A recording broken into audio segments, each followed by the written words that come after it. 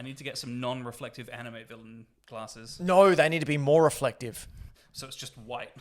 That's right. Here at Hack the Dino, we're discussing anime villain glasses. Who's your favorite anime villain, Anto? My favorite anime villain. That's a tough call. Do you know who mine is? Who? All you goddamn weebs. We're Hack the Dino. This is our gaming cast here at where we discuss the past, present, and future of goddamn weebs. Anto, what do you hate about weebs? The fact that they're all like, oh, are you even Japanese, bro? When they've never been to Japan and they just like anime women? I don't know. Yeah. Jazz, you're here as well. Mm-hmm. What do you not like about weebs? I don't know what weebs are. Oh, they're the worst. They have 3 heads and and have large tails that they use to cling on trees. And they can't go anywhere foreign without subtitles.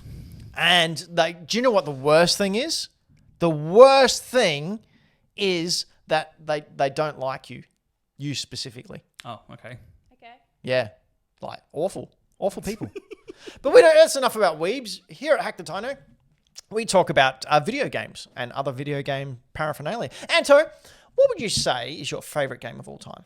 Oh, I mean, anyone who has been listening to this for a while knows that my favorite game of all time is Final Fantasy. Oh, enough! Enough, I say! As I yell to the chandelier that's above me.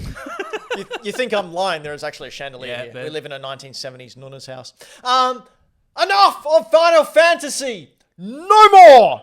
Tonight, Anto, I challenge you to not talk about Final Fantasy. All right, well, do you want me to talk about 10 RPGs that aren't Final Fantasy, but I think are great? I don't think you can. I reckon I can. You reckon you can? I'll prove it to you. You bring it? Yeah, You're bringing it all. Yep. You're bringing all that fire, all that flame, and you're casting it into a sword that you're going to smack me across the face with your Buster Sword, aren't you? Yep. Yeah. What was that a I fight? probably couldn't lift a Buster Sword, but yeah. Who can? Like, that thing's ridiculous. No one in real life, realistically. And how does Cloud like swing around with that? Don't answer it. You can't talk about Final Fantasy. Don't answer it. Don't answer it. You'll lose the challenge already. You'll lose the challenge already. Jasmine? Yes. Do you like Buster Swords? Again, I don't know what they are. Do you like Buster Keaton? Come on, it's Buster Keaton. I'm guilty of not really being that familiar with Buster Keaton's Do you like work. Buster Rhymes? Yeah, I do. Yeah, cool. There you go. Him, but in sword form.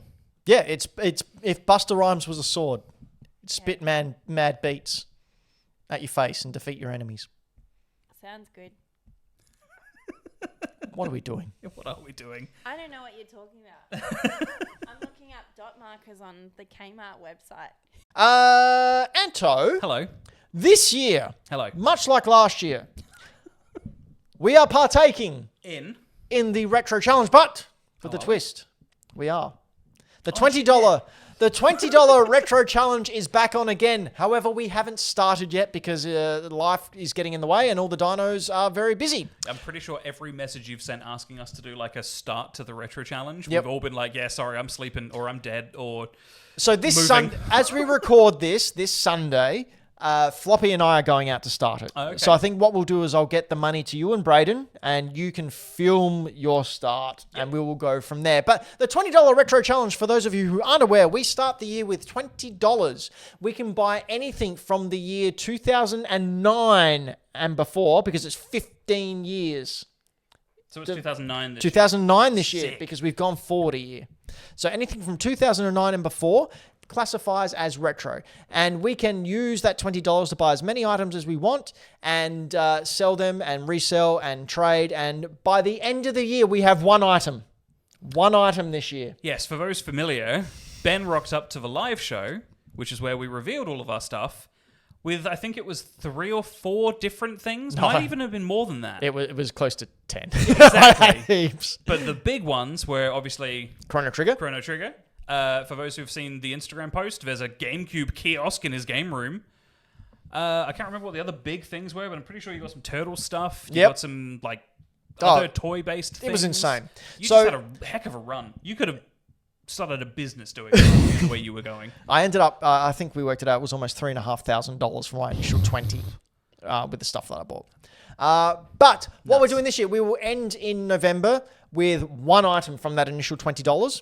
We will put it to an audience vote like we did last year, but unlike last year, this retro challenge is for charity. Yes. So I believe Floppy wanted to do it for Beyond Blue. What we are going to do is, at the end of the year, we will present our items.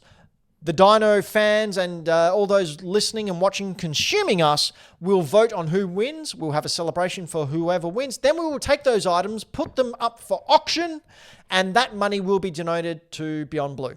Yep. So the Retro Challenge for charity is coming at you this year. We're looking very much forward to partaking in it.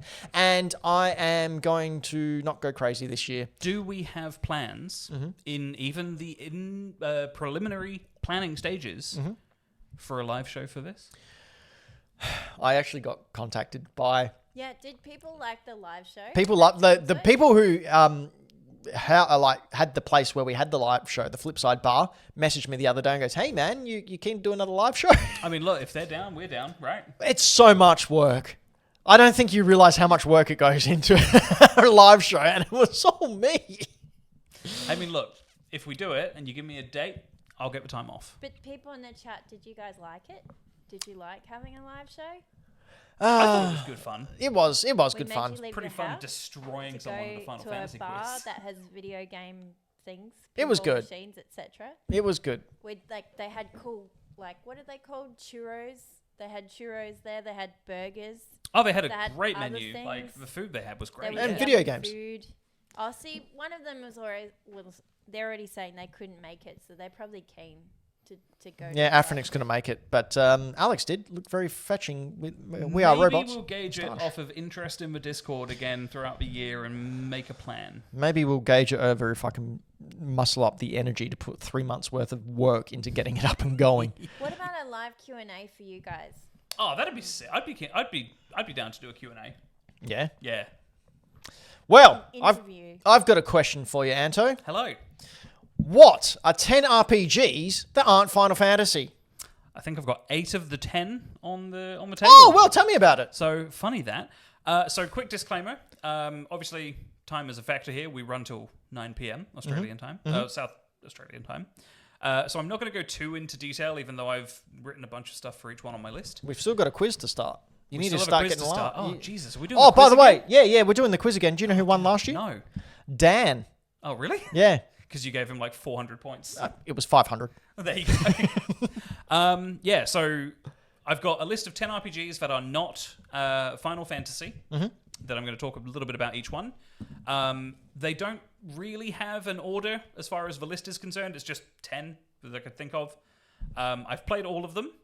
So yeah, again, no particular order. I could probably rank them if I wanted to, but I'm not going to here. Sweet. So to start with, the first one, and one of the only ones we don't have a copy of on the table, because it's quite hard to find, and I believe it only got a PC release, is the original Fallout. Oh. So this came out in 1997. Fantastic year for video games. Also released like Spyro the Dragon, Final Fantasy VII. Those are the only ones I care about. So yeah, Fallout, to most people's memory, is a first/third-person shooter now. Fallout 3 changed the formula up a little bit. New Vegas is considered sort of the cult classic of the series.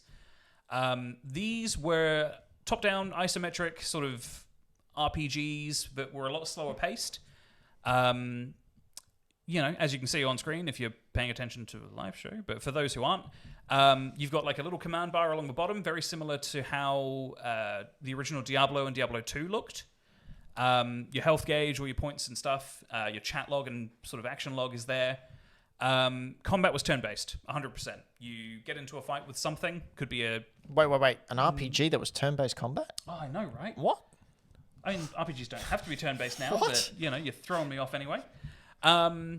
It was all quite slow-paced. You used action points, which in the modern games you use for the VATS, Variable Assisted Targeting System, I think it stands for, which is where sort of this flows back into. Yeah, it's a weird experience, but also story-wise, just fantastic. All post-apocalyptic, nuclear survival kind of setting. I can't remember if it's Fallout 1 or 2 where you have to find something called the GECK, which is like the Gaia Earth Creation Kit or something. Garden of Eden Creation Kit, I think it's called. Where effectively you just have to rebuild the world. It's a machine that is effectively a Deus Ex Machina and restores nature to its normal state and balance and fixes all the nuclear radiation somehow. I'm not quite sure how the tech works because it's set in like 1950s America. But yeah, either way, great RPG if you like sort of like post-apocalyptic future sci-fi stuff. If you're not really into high fantasy, I think the only place you can really get this now is on GOG. So goodoldgames.com. Might exist on Steam, but pirating is probably your best bet. Not that we recommend doing that, but we I recommend doing that. If purchasing isn't Pirate piracy is games, not stealing. Anyway, next one on the list is... You should pirate this game too. What? Yep. Oh, the next game? Yes. You want people to pirate this one? Okay. Yes. You could, or you could get it for $15 on PlayStation Network. The next one is Star Ocean 3 Till the End of Time. I'm going to spoil this one. So anyone who doesn't want to hear the story spoiler, just mute for a few seconds. It's the third entry in a long-running series by, who are they called? Tri-Ace, now owned by Square Enix. So not Final Fantasy, but still Square. Sort of semi-futuristic again, except you start in a futuristic space on a spaceship and somehow get warped back like 400 years into the past or into like a pseudo-medieval setting. But the big plot twist... Sorry, people got it on mute, so I'm just... Yeah, that's fine. Doing sign language. The big plot twist, and Ben's reaction to this in sign language is going to be great, is that you're actually in a video game. So the main character is actually the protagonist in a video game within a video game. It's a weird concept to wrap your head around, but this is one of the first RPGs I played where damage started getting into the like hundreds of thousands and millions as far as HP totals was concerned. Jesus. Yeah. So it's a little nuts. It's got real-time action combat instead of turn-based. All happens on a sort of 2D plane, but you move left and right, dodge attacks in real time. All of your button presses correspond to different things, whether it be spells, physical attacks, guarding, whatever. This is like Square Enix's answer, I guess, to the Tales of series. So anyone who's familiar with Tales of and wants like a less, I mean, not less anime because it's just 3D models instead of actual anime artwork, less anime looking, but still likes their anime storylines, get into it. This is great. Anyone likes GameCube graphics? You got you sorted. Yeah, exactly. GameCube graphics. I like GameCube graphics. Yeah. Perfect Nintendo place 64. for it. Mwah. Next on the list. Bum. And we'll talk more about this one as well. Ba-ba-ba-ba-bum, There's a few on here that ba-bum. I've picked that because I like them, but Ben is the expert. Zelda 2, Adventure of Link. This game's really hard. It is very difficult, which is probably why it sort of resonates with me a little bit. This is only one of, I guess 3 Zelda games I haven't finished now. Okay. What are the other 2? So Zelda 2, Adventure of Link. It is Skyward Sword, because it was boring. Yep. And Tears of the Kingdom, because I haven't done it yet.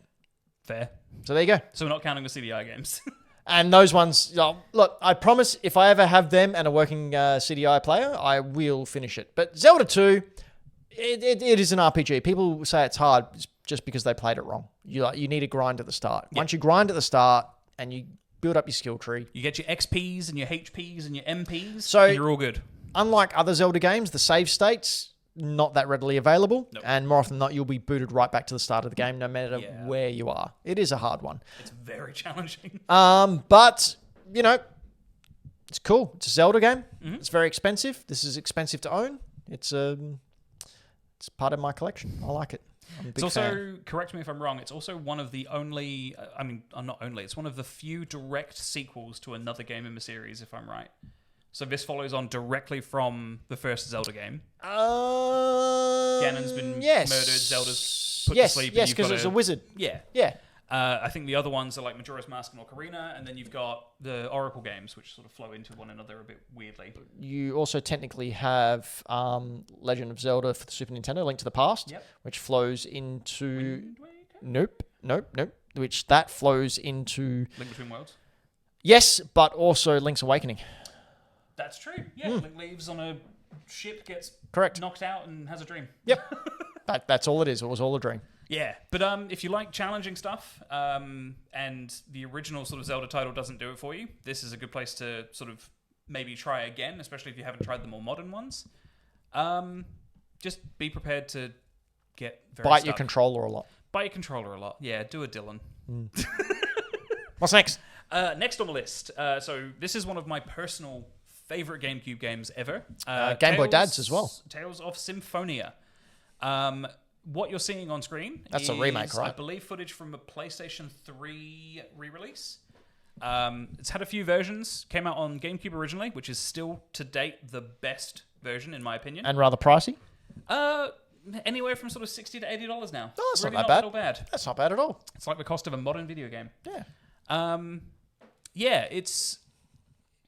How to describe it? Like, this was probably the first RPG I played on the GameCube, because there weren't a huge amount. I think there was this, Skies of Arcadia Legends, Phantasy Star Online 1 and 2 were remade and put on here. Final Fantasy Crystal Chronicles, Bait and Kaitos, and a few others. Like, there's a few on there. Literally a handful. But yeah, real-time combat. The combat system's unique in the fact that depending on how you play, the abilities and skills your characters learn will be different. So if Ben and I were to pick this game up and play it independently, Lloyd, as the main character, could learn a bunch of different abilities based on Ben's playstyle if he was particularly aggressive versus defensive or using items and that kind of thing. So quite complex. You can get through the game just by sort of going in, hammering the attack button and using the same special if you really want to. But it's really rewarding to get into it and just flow combos together, because the way combat impacts the other parts of the game is really interesting as well. If you get, for example, a 50-hit combo, you earn titles for your characters that are just a menu option that give you boosted stats. So you can get, 50 hits in a combo in battle will give you a title that gives you a +5 to your attack stat. So it's worth going in and experimenting and doing different things. But the coolest thing about this, in my opinion, is 2 discs, similar to Twin Snakes, and I think there were like 1 or 2 other games like Resident Evil 4 that had 2 discs as well. Well, you know what I say about that? You're pretty good. It's also 4-player. So, not the overworld, because I can imagine, you trying to play an RPG with 3 other people and move one character around an overworld wouldn't go well. You like to be in control, that's what I'm saying. What?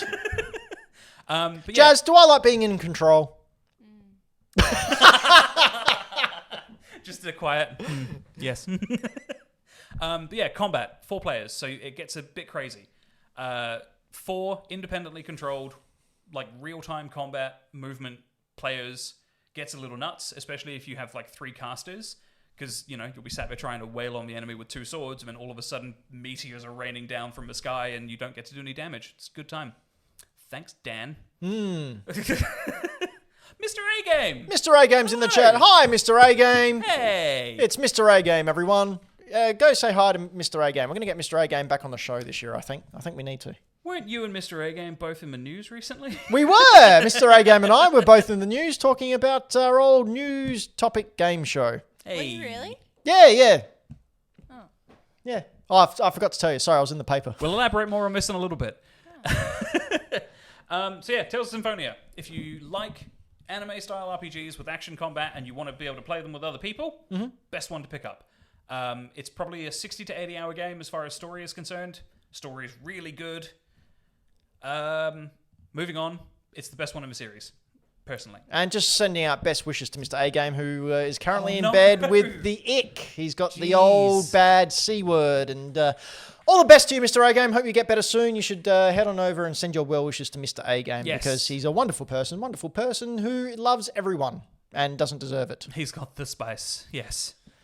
What else is spicy? Spicy. Next one is PS1 RPG called Vagrant Story. Ooh. So it's a kind of complicated one to explain, and I will not do my best to explain. Oh, good. We're just going to talk some stuff. Again, we're looking at the GameCube/Nintendo 64 graphics, which I am here for. Look how good this looks. Yeah, like this was a late PS1 game. So it shares its settings, like its world setting, with Final Fantasy Tactics, which conversely shares its world setting with Final Fantasy 12 and parts of 14. Is it blurry because of YouTube? Is that what... Sorry? Is Jazz? just the resolution on YouTube? Yeah, that's what the game looks like, Jazz. I was like, are you sure? Welcome to the 90s. So yeah, it shares a setting with a few other things, mostly because the director and producer was the guy who made Final Fantasy Tactics and was involved in 12 quite heavily. As you can see, the combat is quite detailed. So you go into combat, you've got like a targeting, I guess, bubble is the best way to put it, around your player character. Like a hitbox? Yeah, so that big sphere grid that's appearing is showing the range that you have to attack and what can influence you and do damage to you in that sphere. You can target specific body parts. There's a sort of loose physics system. So if you've got an enemy that's about to fire an arrow at you, for example, if you move your character behind a pillar, it's deflected. It's not one of those games where it just sort of happens. That is big back in the day. Like, we're talking late 90s, early 2000s here. That was huge back in those times, because usually, no, if you were getting fired, you were getting fired. You didn't have the chance to duck behind. It wasn't like Breath of the Wild nowadays, where you could duck behind and gather up items. Yeah. Huge advance. And you all owe games like this your... attention, at least. Yes, whether that it's just a cursory look or investigation or a playthrough. Do we have to pirate this one, or is this an expensive one? So it is available through, I think if it's even still accessible, the PlayStation Store on PS3, PSP, and Vita, but I'm pretty sure they've closed. Yeah, now. I think they shut down. Yeah. So unfortunately, to play this now, your best bet is going to be emulation. RetroArch is your friend. Look into that.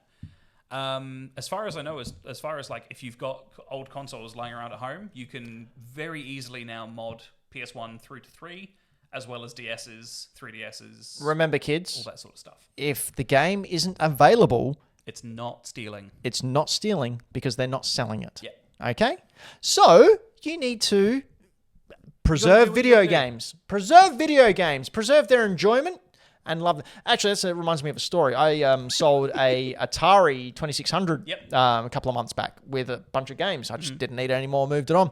And someone contacted me through Marketplace and wanted to purchase this. So I said, yep. And they came over, and I, was expecting someone who was of age, someone slightly older than me.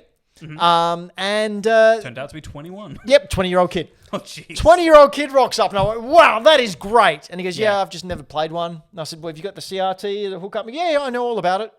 That's good awesome. On him. Yeah, it was great. Honestly, like, it can be challenging to get into older stuff, especially if you grew up on, like the GameCube or later. Like, if you grew up on that generation of systems.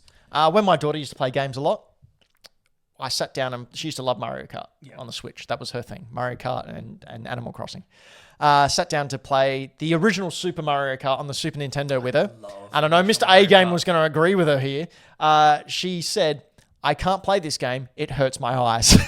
Yeah, see, that's honestly one of the biggest hurdles is the visuals are quite hard to wrap your head around. Oh, bollocks. It's great. It's the best one. Seriously, if you grew up on anything later than the PS2 era, it's going to be difficult to get into like the visual aspect of things. Just not trying hard enough.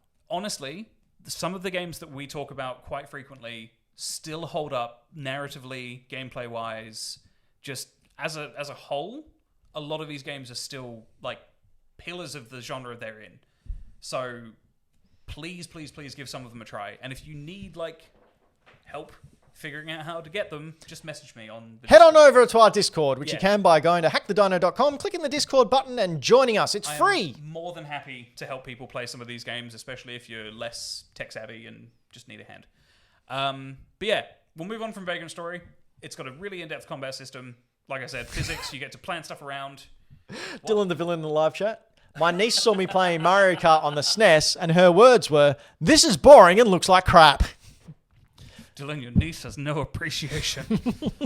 Anyway, let's move on to number 5. So I'm throwing to Ben for this one. I have played it. I finished it once, but I've only finished one of the endings. What storyline did you get? I can't remember because it was a while ago. So originally on this version that I'm holding in my hands here, 12 different endings. With the GameCube release, you can get 13 different endings because it has an anime cutscene. The DS release? DS PS1 release with the cutscenes by Akira Toriyama, who designed all the characters. I am, of course, talking about Chrono Trigger, the greatest RPG ever made, bar none, no excuses. Sick. So what we're seeing on screen here is a fan-made project that was put in the kibosh in the early 2000s.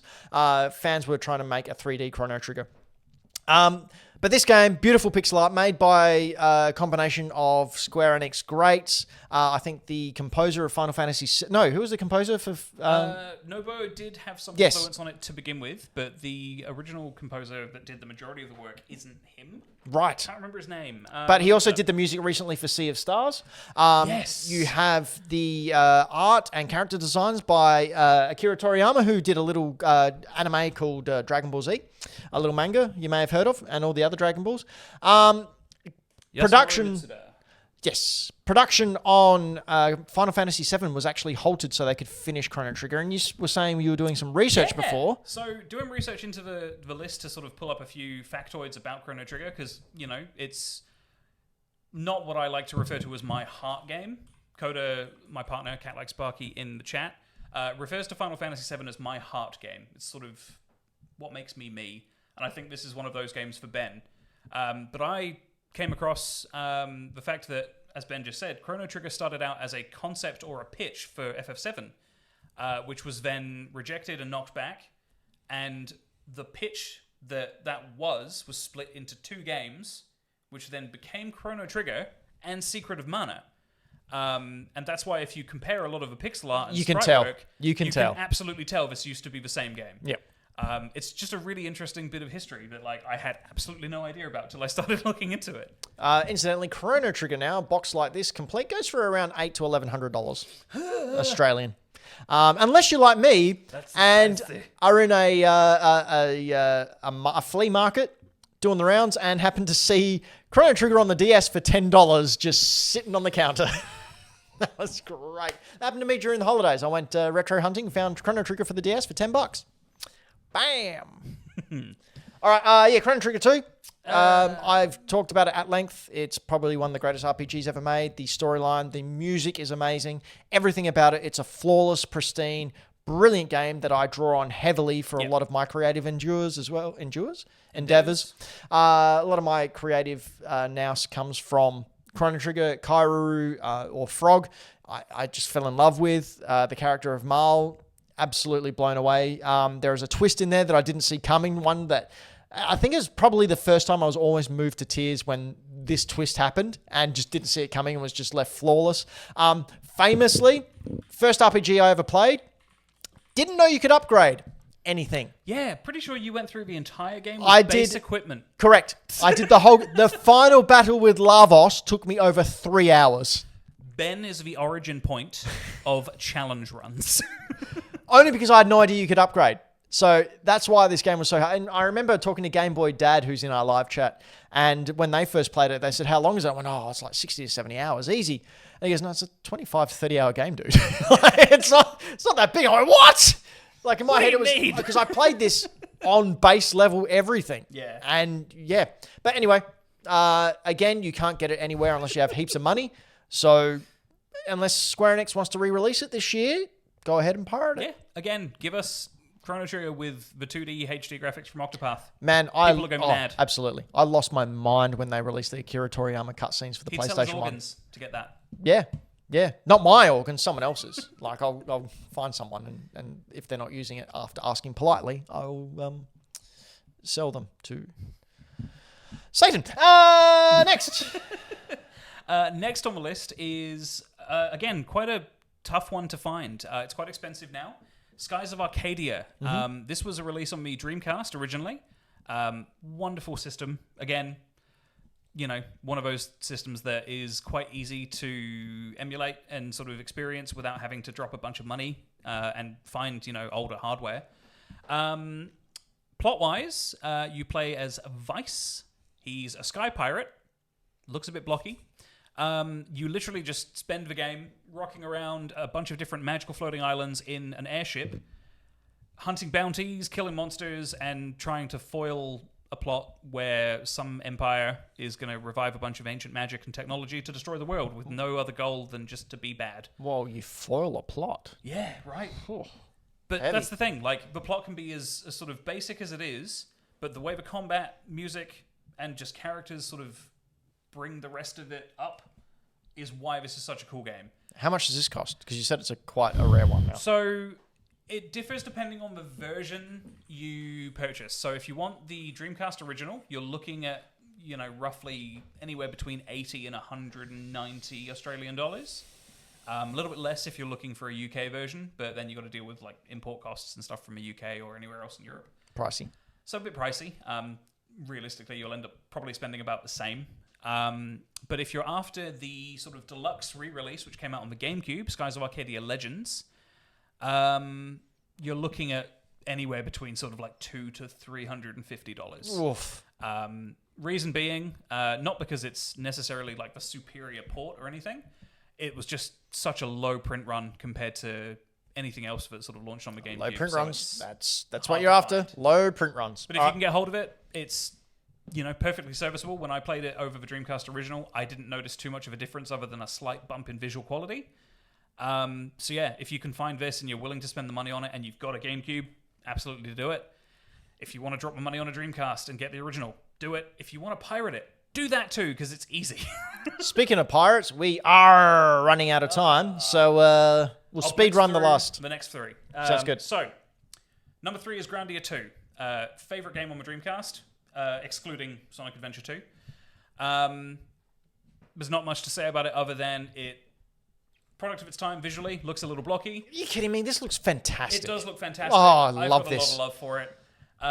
You will probably lose your biscuits a little bit. I like losing biscuits. Cam Clark, the voice of Liquid Snake, is the main character and a random priest somewhere in the story. Really? Yep.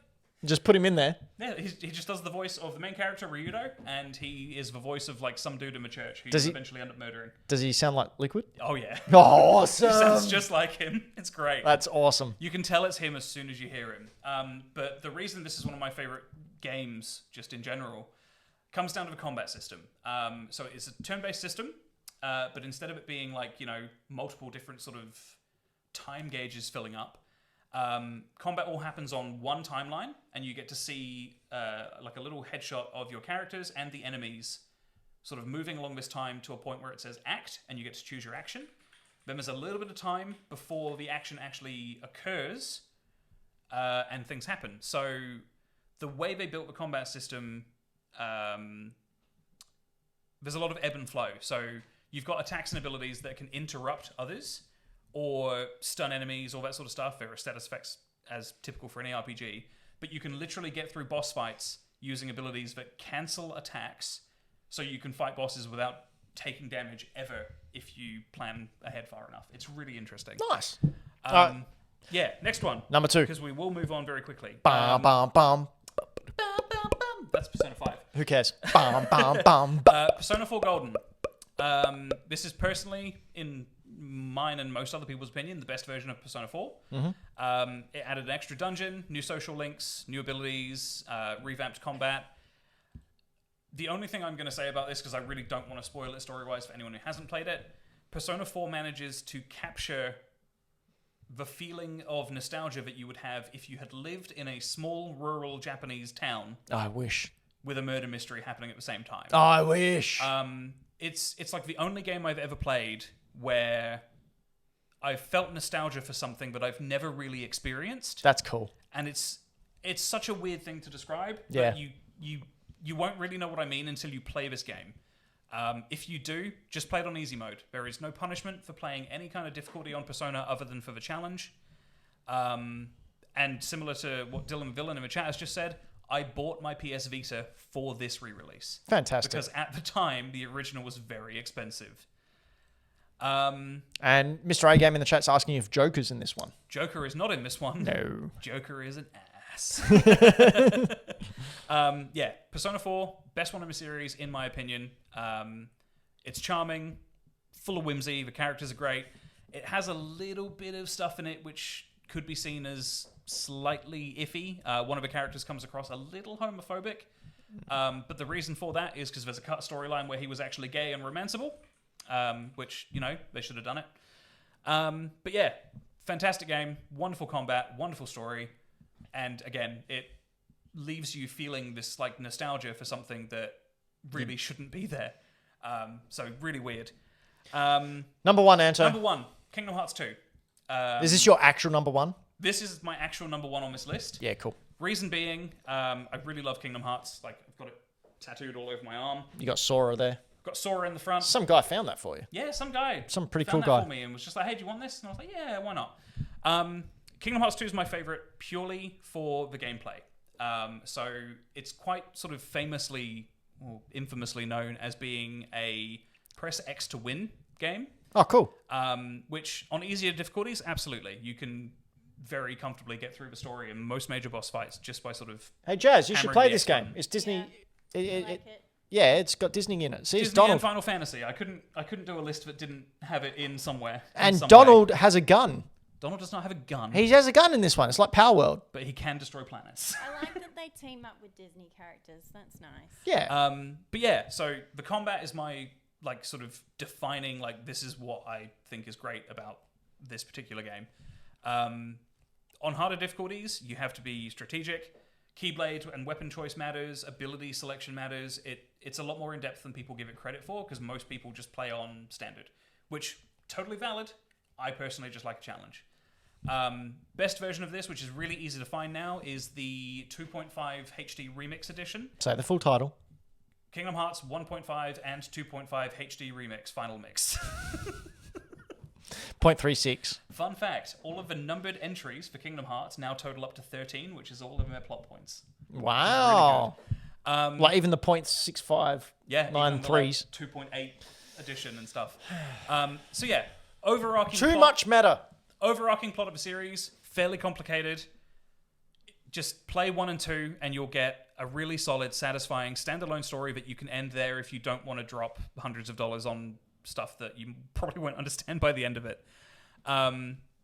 Charming, full of really good characters. It's full of Disney favorites. Like me. It's just a great time. I can't say enough about it, honestly. Cool. It's just really great. That was my top 10 list of RPGs that aren't Final Fantasy. Again, Well done. No particular order except for the first one. Kind of cheated on Kingdom Hearts, though. I didn't... whatever. Yeah, you kind of cheated on Kingdom Hearts. You know Look, it. it would still be solid without the Final Fantasy characters, though. That's the thing. Yeah. But yeah, get into it. If you have any questions or want to talk shop about any of these games... Discord. Again, Discord. Reach out to us at hackthedino.com. Join the Discord. Join the Patreon if you want to, because that's a good time too. It is. And it enables to put us on live shows. Yeah. So if you want to have a live show, head on over, patreon.com or hackthedino.com. Yeah. Just jump in the Discord. Come and have fun. Yeah. There is a Patreon-only Discord as well, the channel in there, where all the Patreons sit there and make fun of all of you who aren't Patreons. Or get ribs constantly for liking Final Fantasy VII too much. Thanks, guys. Haven't done that in a while. You haven't, but Game Boy Dad and Townsy have really picked up the mantle. That's my boys. Hey. Okay, Anto, I've got a question for you. Oh, no. You're ready for quiz? I am working on a theme for that. Okay, great. I am. So, Jazz, you ready to do a quiz? I am. Excellent. You get to have a nibble of Ben's copy of Chrono Trigger. So I have 4 questions here, each with 4 possible multiple choice answers. I will ask the question and give you 4 possible answers. Whoever yells out their name first gets to answer. If they get it right, they get a point. If they don't, they don't get a point. Now that goes to the other person for a free pick. At the moment, everyone's on 0 because we're starting 2024 again. We're going from scratch, so let's go. This is a chance for both of you to jump ahead before Floppy comes back and tries to ruin everyone's fun. Okay, so question number 1. Yes. Who voiced King DDD in the Smash Brothers games? Was it A, Mahariko Sakurai, B, Ken Watanabe, C, Charles Martinet, or D, Chris Pratt? Anto. B. Ken Watanabe? Yeah. Incorrect. Dang it. Jazz, you've got 3 to choose from. Who voiced King DDD? Was it Mahariko Sakurai, Charles Martinet, or Chris Pratt? Jazz? The first one? The first one, Mahariko Sakurai. You are correct. Wow. Yes. Great job, Jazz. Oh, and who is Mahariko Sakurai, Anto? No idea. Do you mean Masahiro Sakurai? Yeah, I did. I read it wrong. Okay, so if you'd said Masahiro Sakurai, I would have guessed that. No, you wouldn't have. Masahiro Sakurai is the creator of Kirby and of the Smash Brothers series. There you go. Yeah. Jazz is winning. Jazz is winning. That's amazing. Okay, next question comes from Michael Towns, our Patreon producer. So it's a good thing we have 10 minutes left of the show because we're going to need all of it. Here we go. WarioWare Touched for Nintendo DS had an unlockable record turntable where you could play tracks from the game and use the stylus to speed up and reverse them. Speeding up would lead to only the first split second of each line being spoken, and when Ashley's song was fastened, it led to handheld spouting the words A. Let's a go. B. DK Donkey Kong. C. Hey, listen. Or D. I have granted kids to hell. Anto? D. You are correct. I was just playing the song in my head and I was like, yeah, none of those other three fit. It was actually Eye of Grand, This Kit So Pan, and it was misheard. But still, that's cool. That's great. So Jazz is on one. Anto's on one. Next up, question from Dylan the Villain. Hey. Dylan asks, in 2001, the Pacific Island nation of Niue. What? I don't know. Is this video game related? Yeah. Put characters from which popular Nintendo series on their $1 coins? Was it A, Super Mario, B, Legend of Zelda, C, Pokemon, or D, Donkey Kong? Anto? Pokemon. Yeah. You are correct. 2-1. Jazz, you awake there? Yep. Good. Did you just not have a clue, Jess? I'm just listening. I thought maybe Pokemon. It's the only one I could think of. The That others would are make much sense, too niche. wouldn't it? Okay, here we go. Last question. Here we go, Jazz. This is to tie it up. In The Legend of Zelda, The Wind Waker, the seagull's call was made by A, altering Navi's Hey from Ocarina of Time, B, altering an elephant call, C, recording the call of a dev's pet parrot, or D, the altered voice of Miyamoto. Shigeru Miyamoto? Thank you. Jump in if you want, Jazz. Jazz? Yeah? Was it C? No, it wasn't. Okay. Anto. All right, Anto. A. Navi's Hey Listen. Yeah. Incorrect. Damn. It was the elephant call. Really? They altered an elephant call Insane. to get the seagull going. I fully expected it to be either a pet parrot or they adjusted an existing sound file. So at the end of that round, we have Anto On 2. on 2 and Jazz on 1. And Braden and Floppy on 0. Correct. Great. But we've been Hack the Dino. This has been our gaming cast where we bring you the past, present, and future of video games news, previews, and discussions. But this isn't all we do. Anto. Hello. What do you do? Not a whole lot outside of this. I have an Instagram that you can go and take a look at. It's final_fantasy. So FANTOSY. It's Anto and Fantasy. Yeah, it's just Anto and Fantasy. It's just easy. It's everything you need. Yeah. I literally just share my video game collection, which is mostly Final Fantasy stuff. I occasionally put other things up there too. I haven't recently. I've been meaning to take in-depth pictures of some of the bigger purchases, but I just haven't got around to it. The most recent pickup, which is actually at the top left there, Jazz. That one is an Advent Children era figurine of Kadaj from the movie. And what about those shoes there? Those shoes are a Puma X Final Fantasy XIV collaboration. So they've got Final Fantasy XIV symbolism and monsters and stuff all over them. That's which is awesome. Really cool. Yeah, that's cool. I didn't expect to run across them here because I thought they were going to be a US release only. Mm-hmm. I was just randomly existing at work one day, got a call from Floppy. He was like, hey, I was just in Foot Locker and saw these shoes. So next day, obviously, I'm down there. Both Coda and I now have a pair of these. That's awesome. Are you going to wear them? I've worn them a few times. Oh, yeah. wow. Awesome. They are very comfortable, but I'm also very conscious of the fact that I have really wide Street Fighter-esque feet. Nice. So I kind of don't want to wear them too often because I will eventually just... Are we talking Ryu level or Bank? Ryu kind of feet. Oh, so not Blanka level? No, not quite monsterish. Just flat. Flat and wide at the front. Yeah, right. Good for kicking, but not much else. Good. Or buoyancy. And yeah, I'll occasionally share on here as well trophy updates because I'm a pretty big trophy collector. I like platinum in games. Mm-hmm. Most recent one was Spider-Man Remastered, as you can see. I am 92% through Dark Souls 2 at the moment. Nice. And after that's done, we'll be moving on to Bloodborne. Sweet, you should stream some. Yeah, been thinking about it. My PC's good to go again. You should. On Hack the Dino. Oh, there's some Beat Saber stuff up there as well. I occasionally do video gamey Beat Saber-y stuff and put that up there just because it's fun. Jazz. But yeah. Jazz, do you want to plug anything? No. No? I think I'm okay. Nope, Jazz isn't plugging anything. Well, I'll plug. I haven't done Spider-Man 2 yet, Mr. A Game. I spent far too long doing Spider-Man 1, so I'm giving myself a bit of a break. Oh, that's a good idea. Because they're quite similar from what I hear.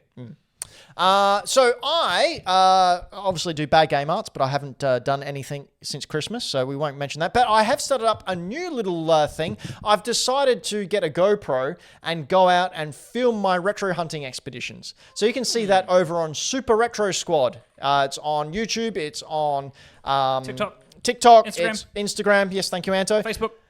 Super Retro. That's not on Facebook. Super Retro Squad. Do a search for that. Give us a like. Give us a sub. They're all good to go. But yeah, it's basically me editing down video footage of just walking around hunting. Yeah. And Braden actually said to me, "Oh, it's actually really Moorish. It's good just to put on." I'm going to try and get a little bit more chatty and a little bit more, entertaining on it, because at the moment it's just basically raw footage. But yeah, head on over to Super Retro Squad on all the things, where you can check out me and friend of the show, Ghost Games, as we go hunting for retro video game stuff. We actually find a surprising lot. Like, it's pretty cool. I thought it was almost dead, but no, there's still quite a lot out there. Yeah. So you should totally check that out. I'd also like to thank our Patreons. Would you like to thank the Patreons?